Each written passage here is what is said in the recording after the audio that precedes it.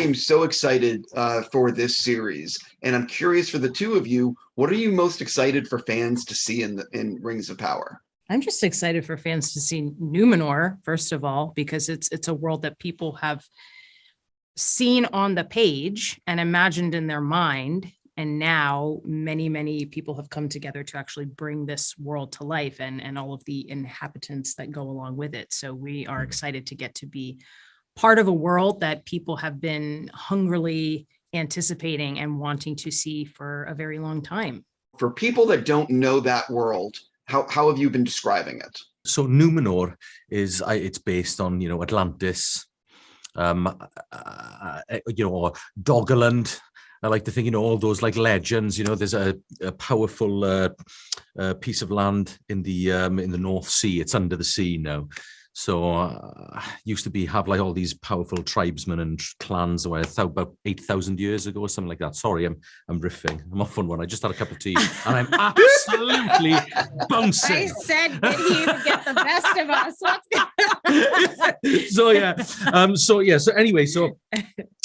Question: how would you describe Númenor? A very, very powerful island kingdom west of Middle Earth. I think just anything that your typical man from Middle Earth is, they're enhanced, they're bigger, they're stronger, they hold themselves up more high. I think there's no apologizing. With Númenor. And it's also a civilization that's at the height of its power. And this is when we're being introduced to Númenor as well. So you can think, throughout history, the great civilizations, Roman Empire, it sort of has that same sort of presence. And if you know your history well, you can, maybe have an idea of where you might see Númenor's story go over the course of the series. For fans of Lord of the Rings, what do you think they would be surprised to learn about the making of Rings of Power? Is there anything that stands out to you? The sets of the Rings of Power. And I've said this before in other interviews. You must be sick of me saying this. Never. But if you walk through, given what we know about Númenorians and Númenor, if you look at the Unfinished Tales and the Akallabeth, walking through the sets of Númenor, once you see the sets, it's almost as if you're looking through the mind of a Númenorian. That excessive pride that could lend itself to hubris, and that sort of concern of legacy, I guess, by being burdened by one's mortality, because they're men. They don't live forever. They don't go off to undying lands or anything. It is mortality. Their death is looming.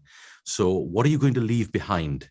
And when you walk through these sets, and when you see these sets, you just see what men are capable of at the peak of their power, which is what Númenor is.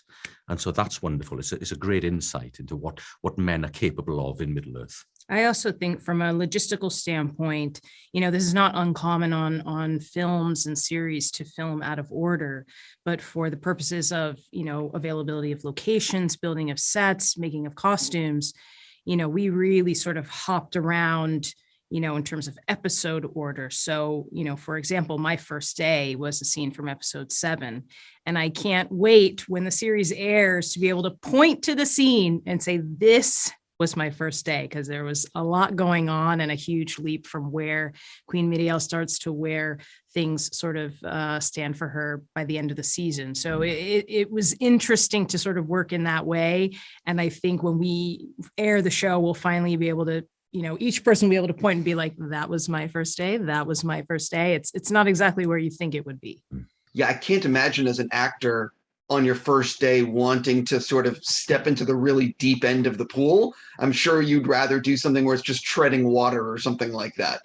Yeah, for me, it was like being shot out of a cannon. It was definitely like, you want me to start where and what's happened?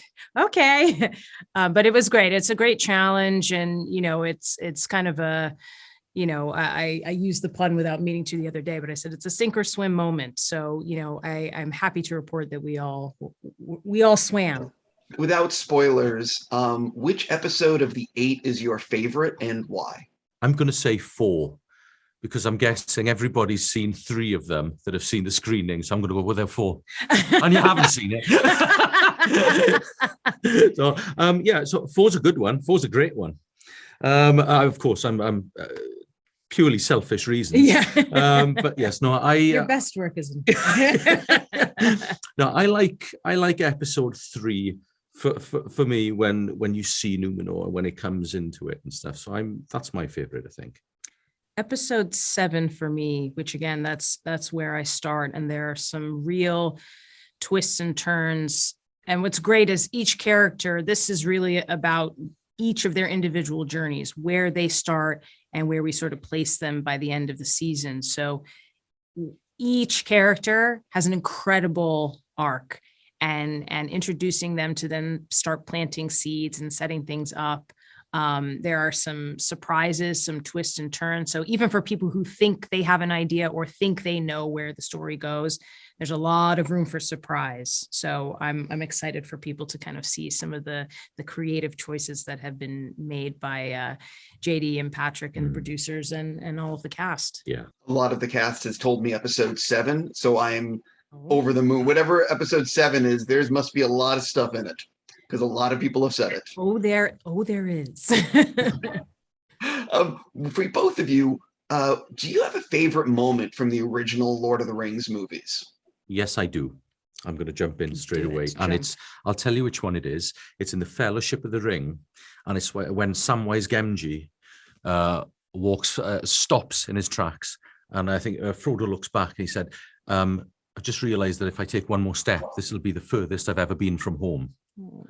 And you go, oh, wow. It just takes you back to your childhood, whether you dare yourself to go further into the woods or what adventure you were going to have and stuff. And each day that you went a bit further and further, you went, wow, I'm really pushing the boundaries here. And I think that's it. You go, we are on the beginning of an epic adventure. And that for me is my favorite bit. Not the most original answer for me, but the prologue, just because when you're sitting down to the start of any story, the sort of the job of all the people who are telling that story is to really sort of immediately engage you and thrust you into things. And that prologue, when you look at it in the context of cinema in general, to lay something out like that in the way it's hard to think about it now, because there have been many people who replicate the prologue, but to see it back then, it's just like, wow, you can't imagine that so much story and so much information gets told in such a stunning way in a short amount of time. So it's still memorable for me, and even in rewatching the movies recently, it's like it still holds up. It's still impactful all these years later. And seeing an orc get shot by an arrow and falling off the banks and the steps of Mount Doom, I remember, and just seeing how epic it was. I think, wow, we're in for a treat. One of the things about The Lord of the Rings is that it's been popular for generations. And I'm curious for both of you, what do you think it is about Tolkien's words and the material that has resonated for so many people for so long? He was an expert in languages. He knew a lot about different cultures. And so it's the attention to detail. Everybody loves attention to detail. It's infectious and it gets everybody involved. And you put that into a fantastical world, into a fantasy world, and everybody's going to follow you because the constraints are off, the shackles are off in a fantasy world. You can, there are things you can't go, well, you can't do that. Well, why not? There is this, there is that. And then all of a sudden you create your own world of things that you can and can't do. And you're always pushing those boundaries, but it's the attention to detail that he brings to it. You can't help but get involved with that. I also think the best literature, the best art, it resonates as a classic because at each stage of your life or each moment of your life, when you get to sort of take in that material, it's like reading something and it carries different, or it holds different meaning. You read it as a young person and you take away a theme or a lesson that resonates with you. You're a little bit older and you read it again, or you watch, the film or an adaptation. And so it can mean different things at different times. And all of the themes are there, all of the themes and all of the things that we as human beings are navigating throughout our individual lifetimes, but over the course of history as well.